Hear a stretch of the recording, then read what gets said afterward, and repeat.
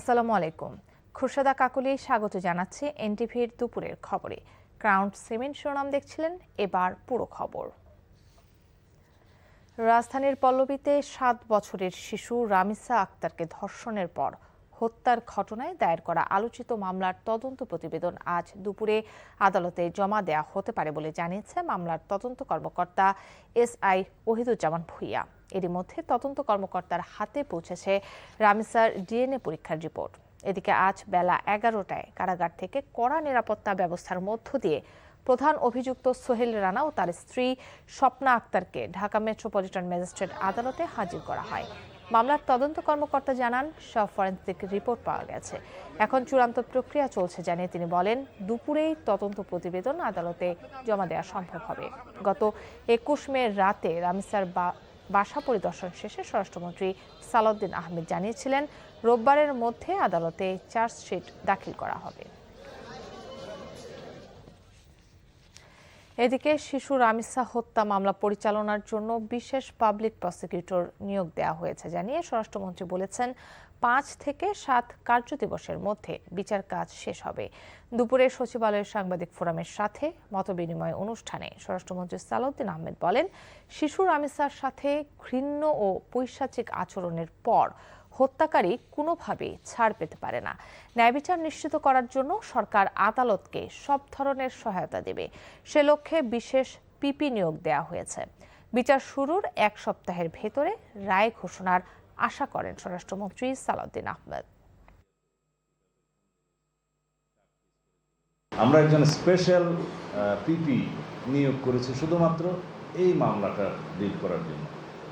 সবকিছু বিবেচনায় আমরা আশা করছি যে আজকের মধ্যে তো চার্জশিট প্রদান করা হবেই এবং খুব সম্ভবত 5 থেকে 7 দিনের ভিতরে এই বিচার কার্য সমাপ্ত হবে। এর চাইতে বেশি কিছু করার আমাদের পক্ষে এই মুহূর্তে আর বোধহয় সম্ভব না।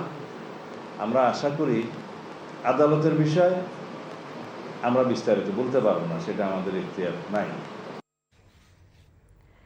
ঈদুল আজহা উপলক্ষে রাজধানী ঢাকা ছাড়তে শুরু করেছেন ঘরমুখো মানুষ। ভোগান্তি এড়াতে আগে ভাগেই বাড়ির পথে রওনা দিয়েছেন অনেকে, যাদের মধ্যে নারী ও শিশুই বেশি। সকাল থেকেই রেল স্টেশন ও বাস টার্মিনালগুলোতে ছিল যাত্রীদের চাপ। এদিকে বাসে বাড়তি ভাড়া আদায়ের অভিযোগ থাকলেও ভোগান্তি নেই বলে জানান যাত্রীরা। ঈদযাত্রা নির্বিঘ্ন করতে রেল স্টেশন, বাস ও লঞ্চ টার্মিনালে জোরদার করা হয়েছে নিরাপত্তা ব্যবস্থা।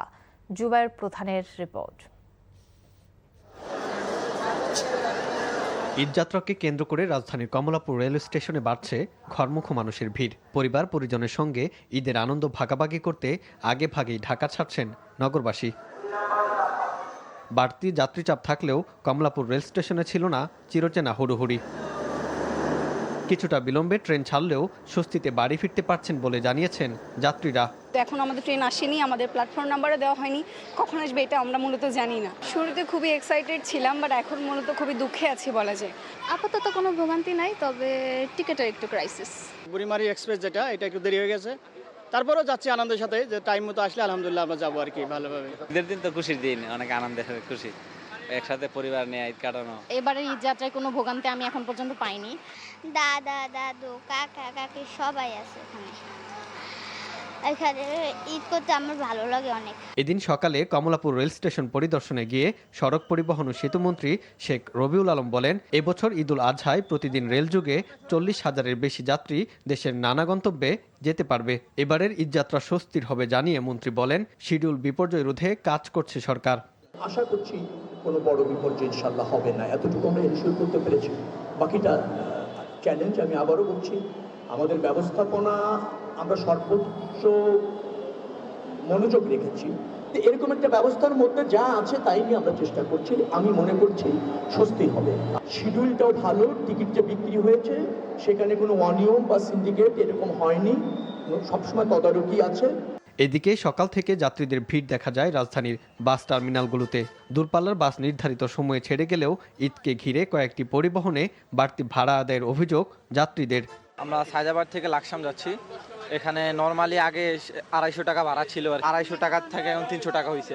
আজকে দেখলাম যে রাশ কম আছে, কিন্তু ভাড়াটা বাড়তি নিচ্ছে। মা বাবা বেঁচে আছে এখনো, মা সরকার আনন্দ ফুর্তি করুন। ঈদুল আজহা উপলক্ষে সোমবার থেকে ৩১ মে পর্যন্ত টানা ৭ দিনে সাধারণ ছুটি ঘোষণা করেছে সরকার। বৃহস্পতিবার দেশে উদযাপিত হবে ঈদুল আজহা। জুবায়ের প্রধান, এনটিভি নিউজ, ঢাকা। পরিচ্ছন্ন জ্বালানি, সবুজ অর্থনীতি আর আত্মনির্ভরশীল শক্তি ব্যবস্থার পথে দেশ এগিয়ে যাচ্ছে জানিয়ে প্রধানমন্ত্রী তারেক রহমান বলেছেন, সংসদে সৌরশক্তি ব্যবহারের মাধ্যমে সরকার প্রমাণ করেছে নেতৃত্ব কেবল নীতিতে নয়, কর্মকাণ্ডে তার প্রতিফলন থাকতে হয়। টেকসই জ্বালানির পথে অগ্রসর হওয়া এখন অর্থনীতি ও জাতীয় নিরাপত্তার অংশ বলেও মন্তব্য সরকার প্রধানের। জাতীয় সংসদে নবায়নযোগ্য সৌরবিদ্যুৎ কার্যক্রমের উদ্বোধনী অনুষ্ঠানে তিনি এসব কথা বলেন। হাসান মাহমুদের রিপোর্ট। বিকল্প উৎস থেকে বিদ্যুৎ প্রাপ্তিকে বরাবরই সরকারের পক্ষ থেকে উৎসাহিত করা হচ্ছে। তেমন বাস্তবতায় জাতীয় সংসদ ভবনে নবায়নযোগ্য সৌরবিদ্যুৎ অন গ্রিড রুফটপের উদ্বোধন করা হয়।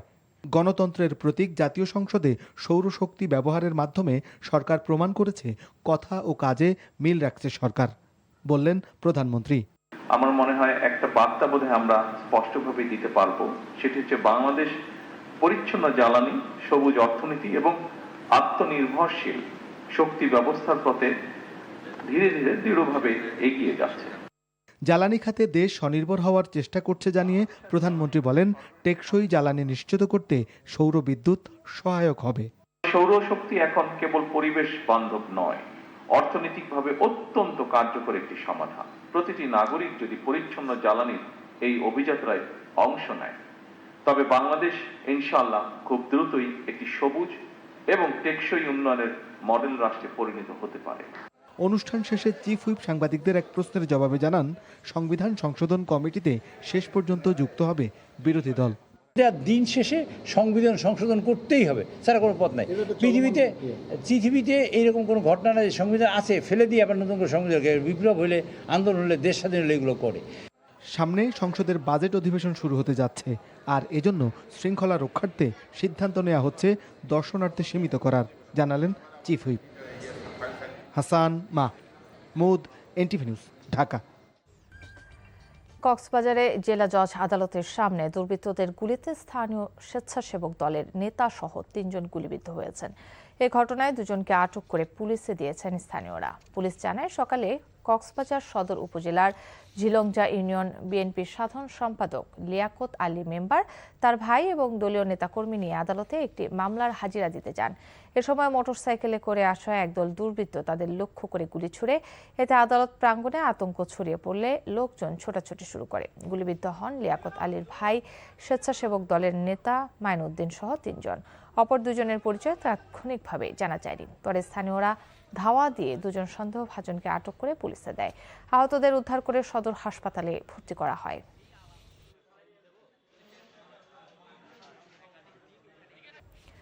এদিকে কোরবানির ঈদে পশু ব্যবসায়ীদের কাছ থেকে টাকা ছিনতাইয়ের মতো ঘটনা প্রতিরোধে কার্যকরী ব্যবস্থা নেওয়া হয়েছে বলে জানিয়েছেন র্যাবের মহাপরিচালক মোহাম্মদ আহসান হাবিব পলাশ। একই সঙ্গে হাটগুলোতে নগদ লেনদেনের পরিহার করে ক্যাশলেস বা কার্ডের মাধ্যমে মূল্য পরিশোধে উৎসাহিত করার কথাও বলেন তিনি। রোববার ঢাকার গাবতলী পশুর হাট পরিদর্শন শেষে নিরাপত্তা ব্যবস্থা নিয়ে সাংবাদিকদের সাথে আলাপকালে তিনি এসব কথা বলেন। ডিজি বলেন, পশু ব্যবসায়ীদের কাছ থেকে পশু বিক্রির টাকা ছিনতাইয়ের মতো ঘটনা প্রতিরোধে বিভিন্ন প্রতিরোধ ব্যবস্থা নিয়েছে র্যাব। পশুর হাটে ক্রেতাদের ভোগান্তি রোধে কন্ট্রোল রুম এবং ওয়াচ টাওয়ার স্থাপন করা হয়েছে। কোরবানির পশুবাহী যানবাহন যেন কেউ জোরপূর্বক কোনো নির্দিষ্ট হাটে নিতে বাধ্য না করতে পারে, সে বিষয়ে নজরদারি অব্যাহত রয়েছে বলেও জানান তিনি। জাল টাকা প্রতিরোধ এবং শনাক্তে প্রয়োজনীয় সরঞ্জাম প্রস্তুত রাখা সহ জাল টাকা উৎপাদনকারীদের বিরুদ্ধে অভিযান অব্যাহত রয়েছে বলে জানান র্যাব মহাপরিচালক। চৌকির সংখ্যা এবং টহল সংখ্যা বৃদ্ধি করা হয়েছে। কোরবানির পশুর হাটে ক্রেতাদের ভোগান্তি রোধে কন্ট্রোল রুম এবং ওয়াচ টাওয়ার স্থাপন করা হয়েছে। পাশাপাশি নগদ লেনদেন পরিহার করে ক্যাশলেস বা কার্ডের মাধ্যমে মূল্য পরিশোধে উৎসাহিত করা হচ্ছে।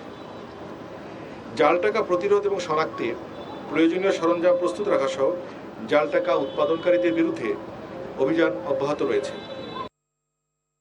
ঈদের আগে দেশের বাজারে স্বর্ণের দাম কমানোর সিদ্ধান্ত নিয়েছে বাংলাদেশ জুয়েলার্স অ্যাসোসিয়েশন বাজুস। শনিবার এক বিজ্ঞপ্তিতে বাজুস জানায়, প্রতি ভরি সোনার দাম সর্বোচ্চ ২,১৫৮ টাকা কমানো হয়েছে। আজ থেকে কার্যকর হচ্ছে দাম। নতুন দাম অনুযায়ী দেশের বাজারে প্রতি ভরি ২২ ক্যারেটের স্বর্ণের দাম পড়বে ২,৩৫,৯৬৩ টাকা।